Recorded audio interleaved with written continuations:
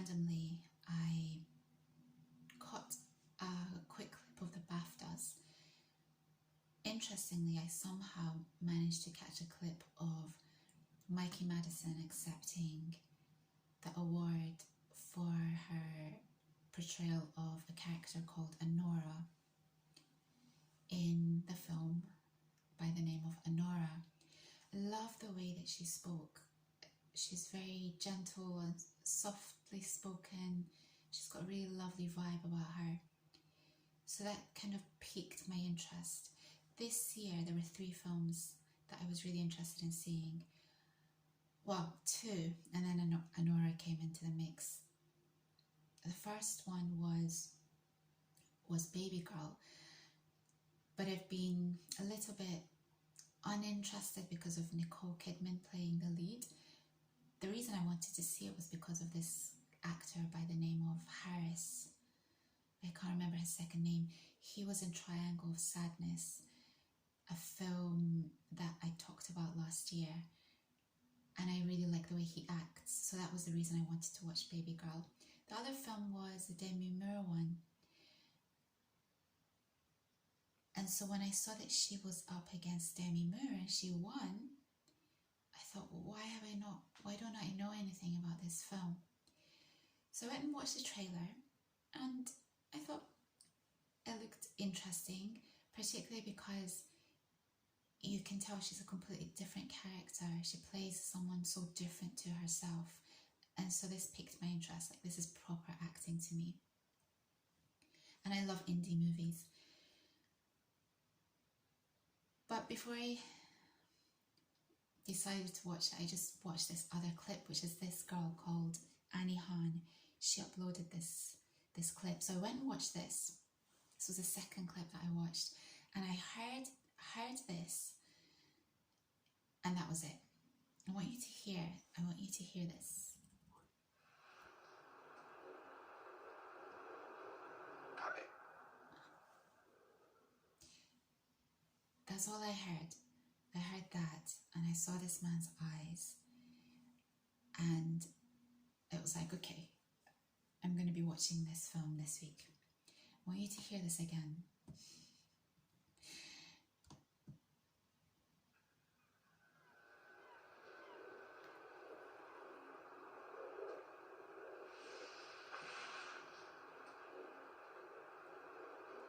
Hi. Is his tone and the way he looks at her. I'm Igor. You?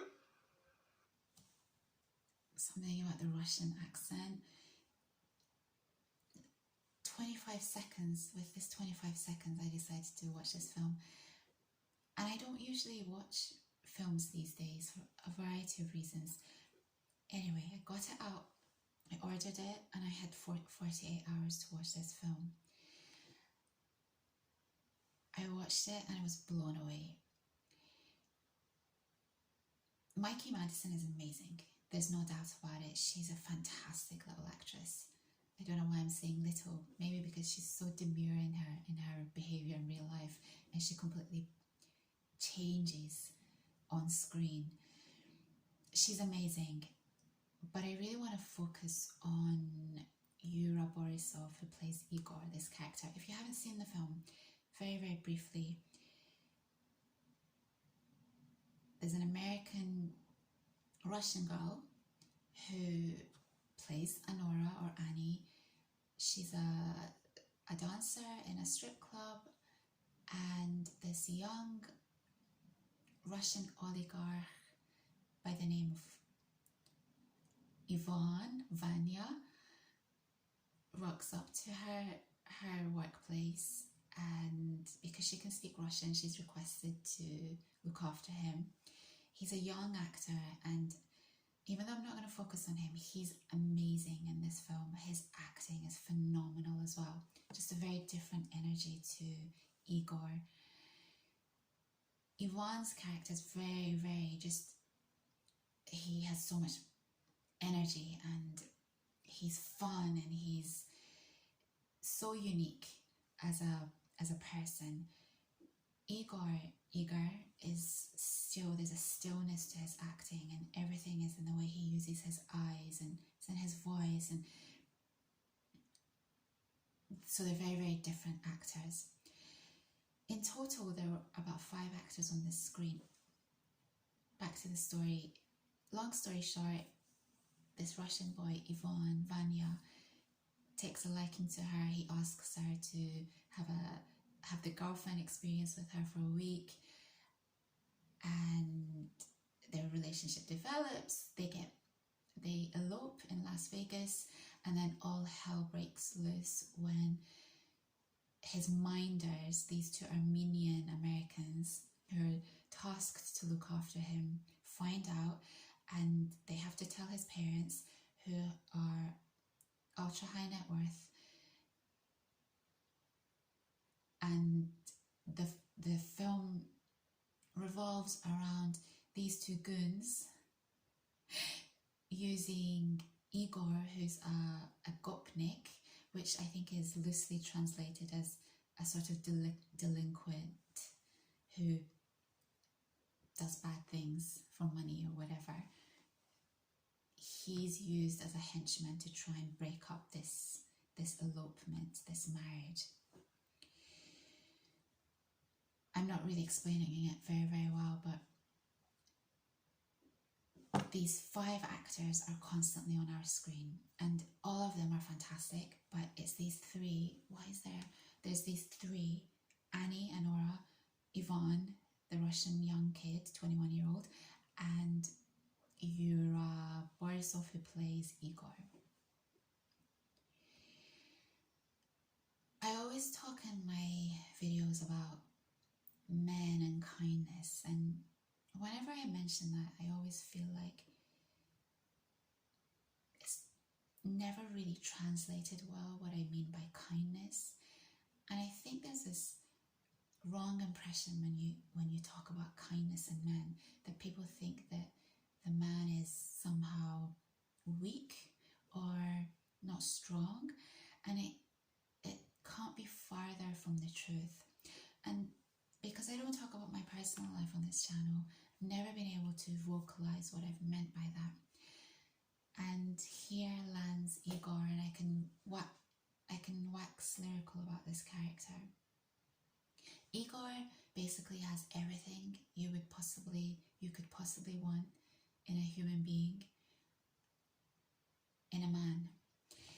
And whilst I try and get my thoughts in order, because I haven't planned this video at all, let me Congratulations. I want you to hear a little bit of him.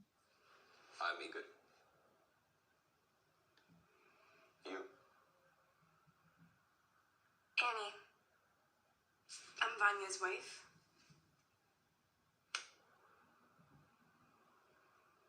Congratulations. It's this accent as well, but it's the way he uses his eyes. So I think I've watched a lot of different clips and interviews with him, and I think a lot of women are really, really drawn to this character of Igor. He is used for his muscle, I suppose, to get work done for these henchmen. But he has and this is because he's an immigrant, I'm guessing, to America, and he doesn't particularly have any choice in the matter. He's in a position that he wouldn't be in, I think, by choice, but it's just how he makes his living.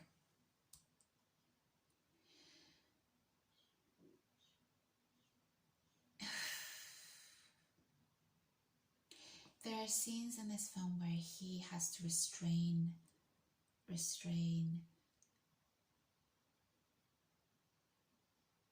Annie, Anora, and throughout the whole film there's this tension between them because she considers him to have assaulted her. And the most incredible thing is that he's the most principled character in this film.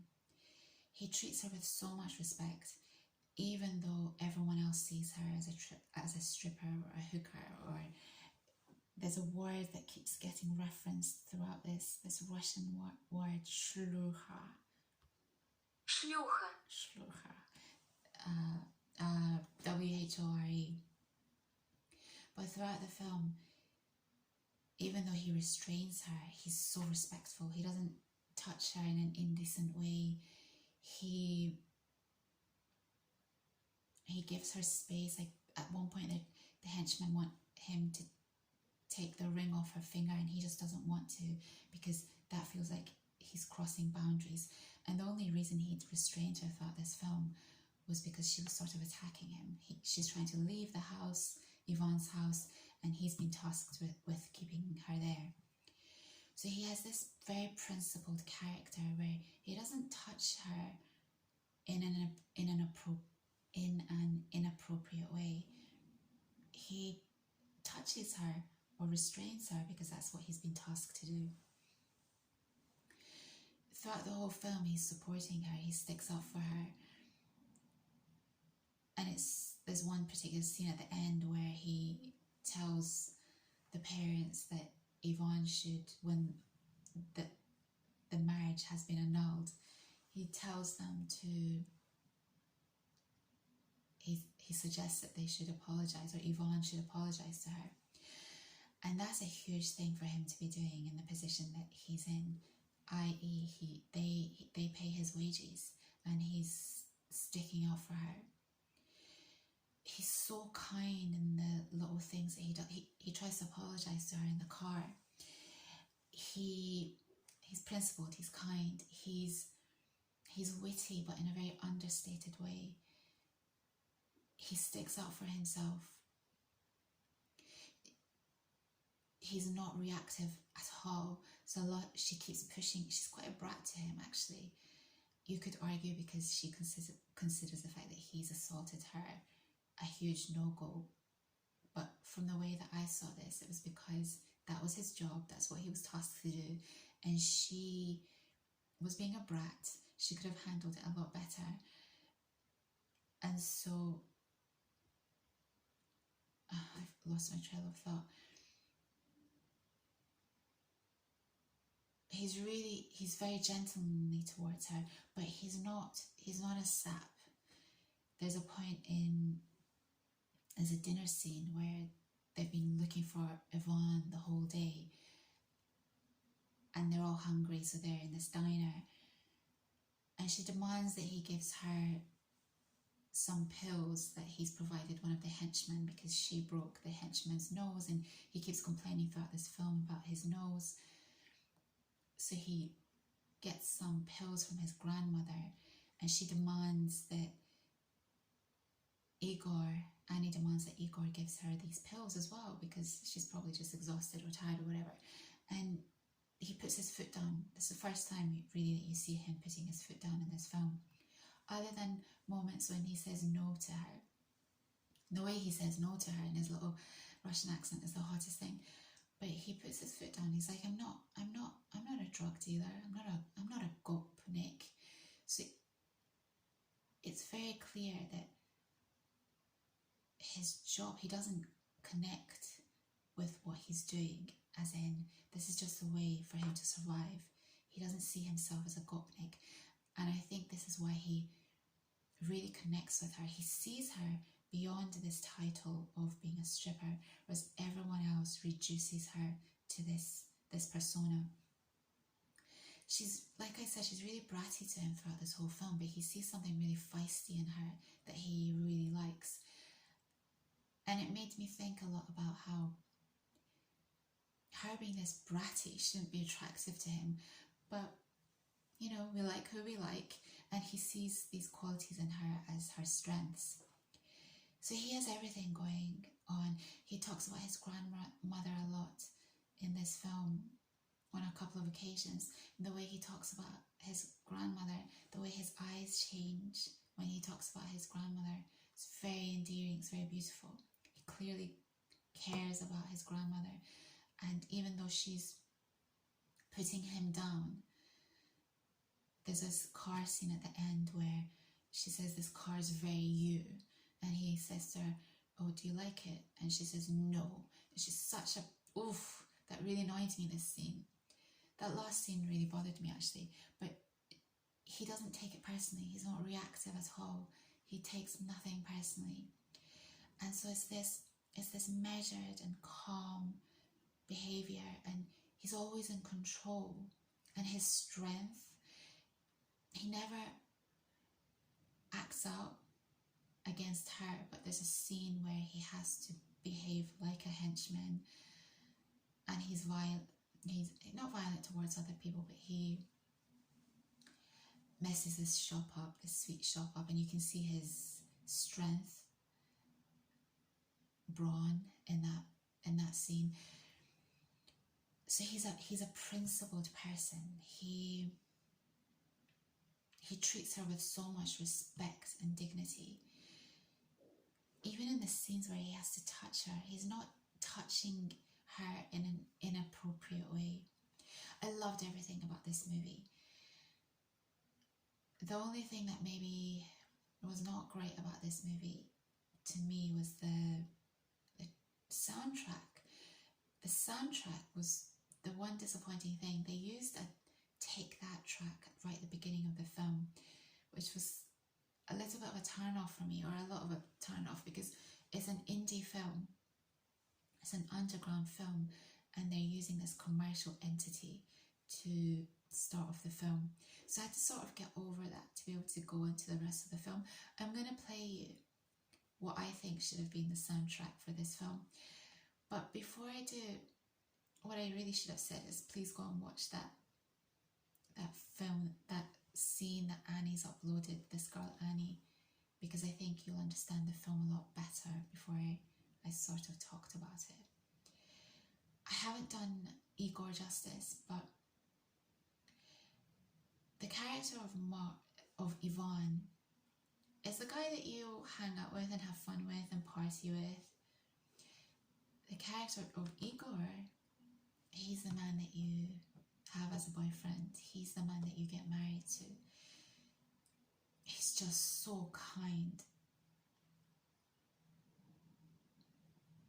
He basically falls in love with her, and she doesn't see him. She doesn't see him at all. There's this one scene where the annulment has occurred and he has to take her back to New York. And she's allowed one day in Yvonne's house before she has to leave this house. They've given her one day to stay there, and he's basically looking after her during that night. And she's really angry with him because he's being really kind to her, and she can't accept this kindness. She can't see it. She's too young. But it's really weird. Like Igor is the kind of man that a woman like me wants to be with, but she just can't see him and his qualities. Maybe because she's sort of fallen, or she's had this week with, or 2 weeks with this Yvonne character, so it's difficult for her to switch. But this scene in the house is such a beautiful scene. There's a moment where he smokes. He's smoking and she's smoking, and they're sharing these cigarettes back and forth. Maybe, I think the first blunt is a spliff, and then he takes 2 cigarettes and he puts both of them in his mouth and he lights them up, and then he passes one to her. The way he smokes this cigarette, and I don't date smokers, but the way he smokes this cigarette is so sexy. And it's the way that his eyes just change. He's an actor who performs with his eyes, and even his mouth area. I think if you're a woman, you get it. As a man, you'd probably be really attracted to Annie's character, but as a woman, he's just beautiful. Let me get to this scene. He tries to apologize to her in the car. I don't know, his acting is phenomenal.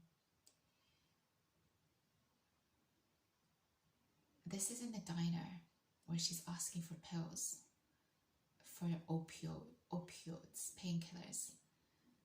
Of course I... Okay, which is worth a lot. I want one of those. No. No? What the fuck, why? Because I don't deal drugs. A fucking gopnik who can afford to live in Brightwater and doesn't deal drugs? Yeah, right. It's my grandmother's apartment. Doesn't sell drugs.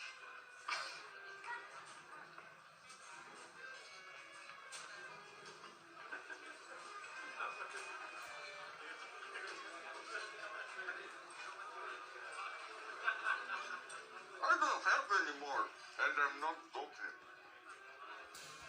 This part, it's really hot because he's putting his boundaries down now. She's really crossing the line at this point, and it's the first time that he really sticks up for himself. And it's not that he's a weak character, it's just that he's a measured character, and she's taking the biscuit at this point, you guys.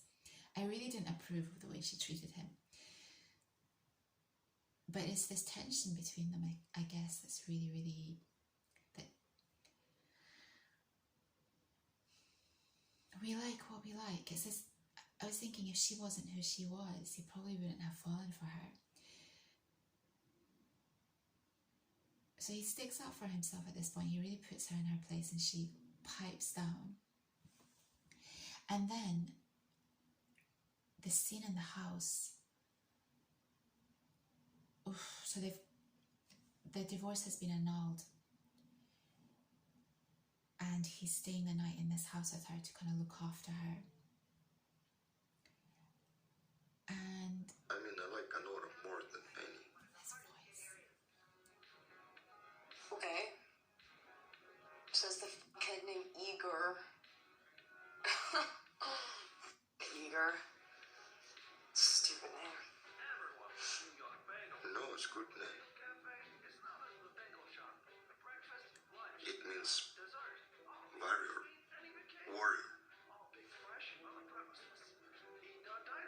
Yeah? Igor means hunchback weirdo, you piece of shit. Can you shut the fuck up, please? It's good that you're not part of this family. It's his voice, you guys. It's his eyes, his voice. In this scene, she says to him that he has R-A-P-E eyes. She's like, you have R-A-P-E eyes. I was offended on his behalf because he's been nothing but respectful to her, and in the whole film, he's the only person that sees her beyond the job that she does. And I read somewhere that what she means by this, she sees sexuality in his eyes, or she's sort of, I didn't realize this, but apparently from what I've read, she recognizes that he's attracted to her. I hadn't really thought about this like that, but when she says this to him, it's such an offensive thing to say because he's been so kind to her. What? No, you feel... What? No. I didn't assault you. I've got a million other felonies, I'm sure. You pinned me to the ground, you tied my hands behind my back. First, it's because you have injury or... Guaranteed. What? Why would I have to? You have eyes. She says you have R-A-P-E eyes. Dice? Eyes. You heard me? You sick motherfucker would have ripped me. She says, it's been deleted, but she says he would have R-A-P-E Okay, to her. but I didn't want to you. Oh, yeah? Why? She can't understand that he sees her as a human. What? Why? What? Why? Why wouldn't you have ripped me? Because I'm not a rapist.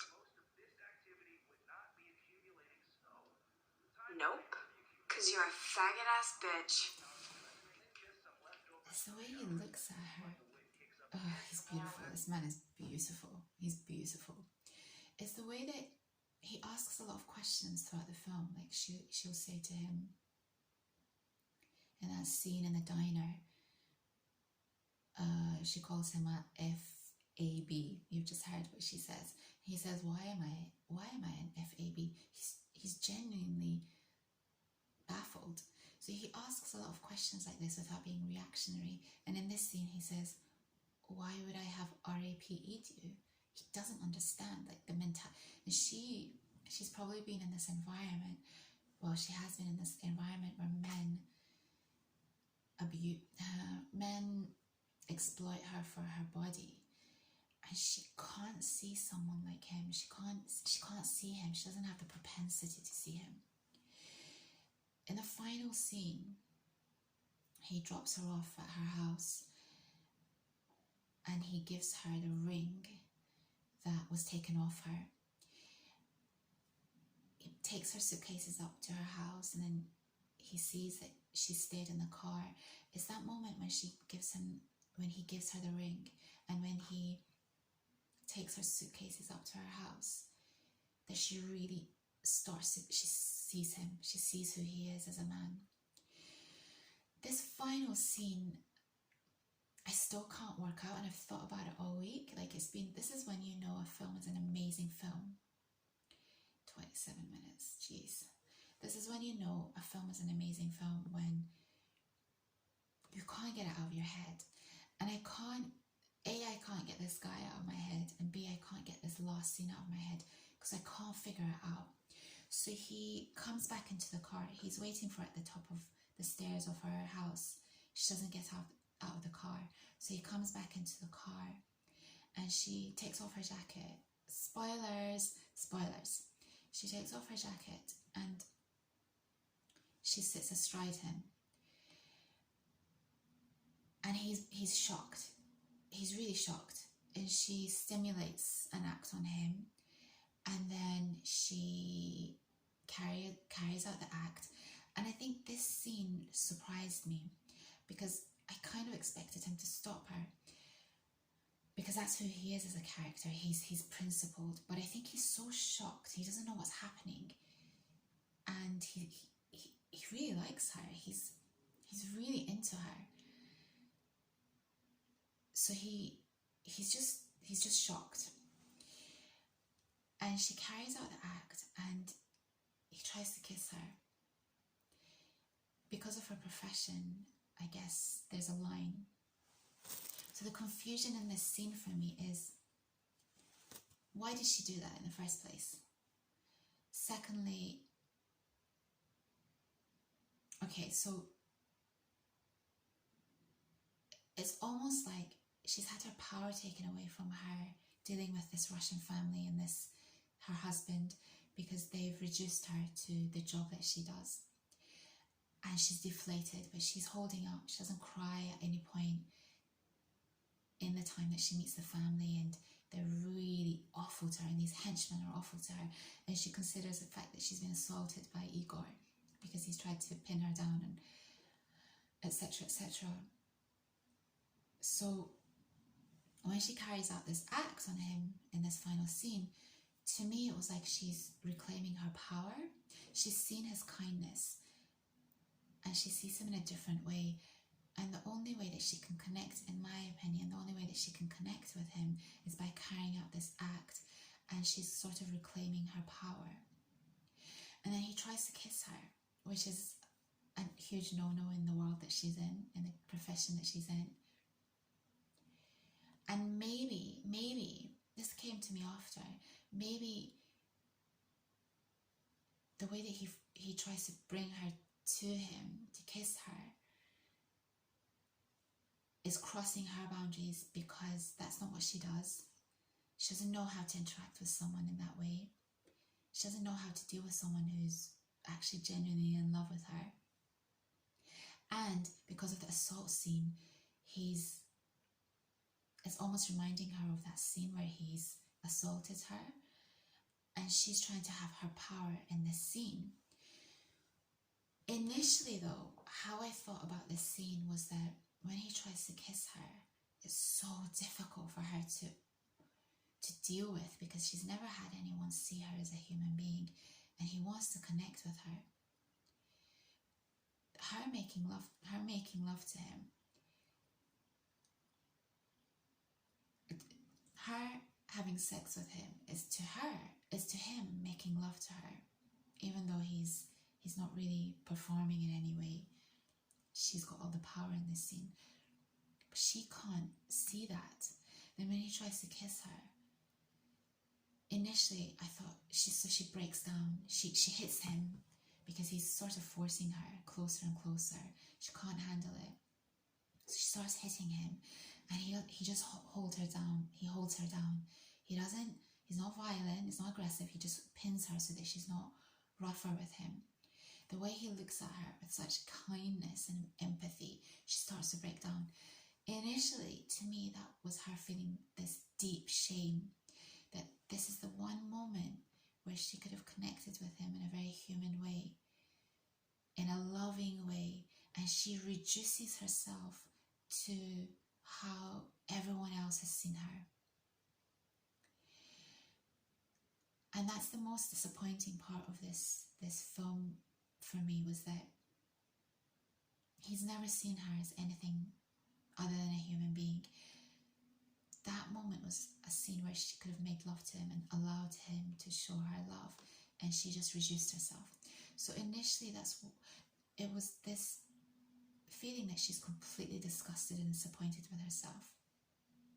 It's that she feels safe now to break down because of the overwhelming events of what has happened. And so she breaks down because now she feels safe to break down. And it's like he's the only person who's been there for her, and she finally sees it. He's the only person who's respected her. She finally sees it. And so the tears are not just this safety to release the emotions of the past couple of days, but also that she feels this disappointment in herself, that she's let herself down in this final scene. It's a beautiful scene, it's a powerful scene. So I went back in 48 hours. I had 48 hours to watch this film, and I went back and watched it a second time. The second time I just focused on watching Igor. He's such a beautiful... Mikey Madison is amazing. But for me, the standout actor, other than Mark, who plays Ivan, is Igor, because there's so much stillness in the way that he acts. I haven't done this film justice, and I haven't done the character of Igor justice. But the qualities that he has, kindness, empathy, regard for her as a human,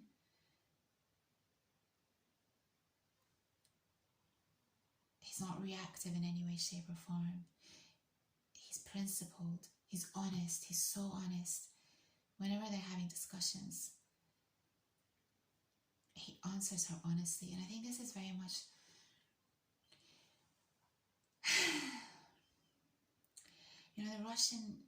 I've been around Russians before, and there have been opportunities for me to go to Russia, and I've always turned those opportunities down.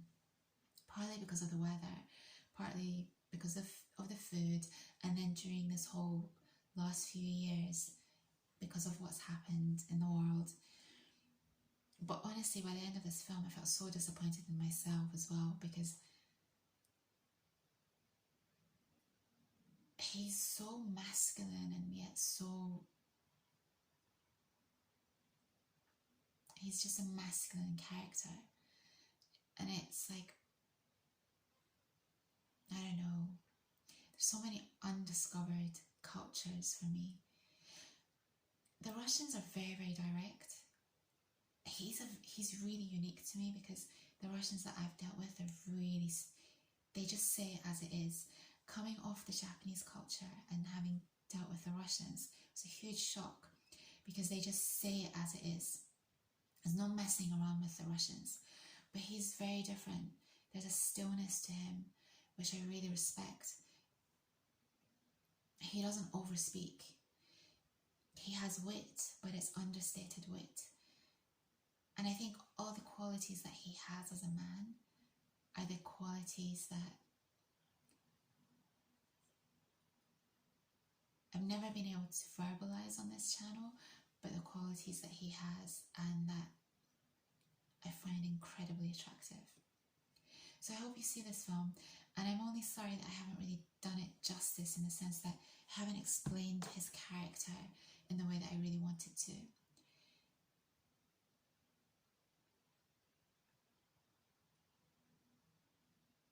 And I haven't really delved into Annie and Mark. It's brilliant. There's the Armenian culture in there, there's a Russian culture, there's American culture, and this lovely New York accent on Annie that keeps, and the Russian accent in an English, when they're speaking in English. I just loved everything about this film. She's so beautiful as well, the way she dances. The only thing, like I said, that takes away from this film is the soundtrack. I might cut this in two, or I might just keep it as one long video, but these are the tracks that should have been played. The first scene, she's in the strip club doing her job, and they play this Take That song, which I just can't get. I don't get it at all. Sean Baker, this is an amazing film, but the soundtrack was off, completely off for me. So she's dancing on this John, on this punter, on this client, and the way she's dancing is so beautiful. Her body's beautiful. One other thing that I should mention is that they have Yvonne, the character, when she's sleeping with him. They have him completely naked as well, which I completely approved of. If they had only had Annie being naked in this film, and they had covered up the male actor, her husband, I think it would have been a huge turn off. But that they're both naked and seen in a very equal way in that sense, I thought was a really great move, the right move. So this is a track that, instead of that Take That track, I feel like this is one of three tracks that should have been played. Either this one, you know how much I have, you know how much I love slow down, you know how much I love slow down reverbed tracks and the bathroom vibe. This track, Ubi, Give Me Your Lovin', it's been slowed and reverbed, and it has a bathroom sound to it. I don't know what you call this, but there's a moment where it goes into like this bathroom effect. This is the track.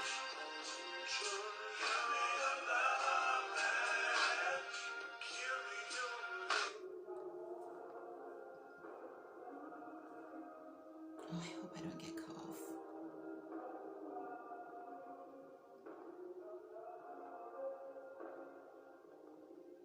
Give me your love. I'm going to cut this off because this is an important one. Can't lose this. I'll be back.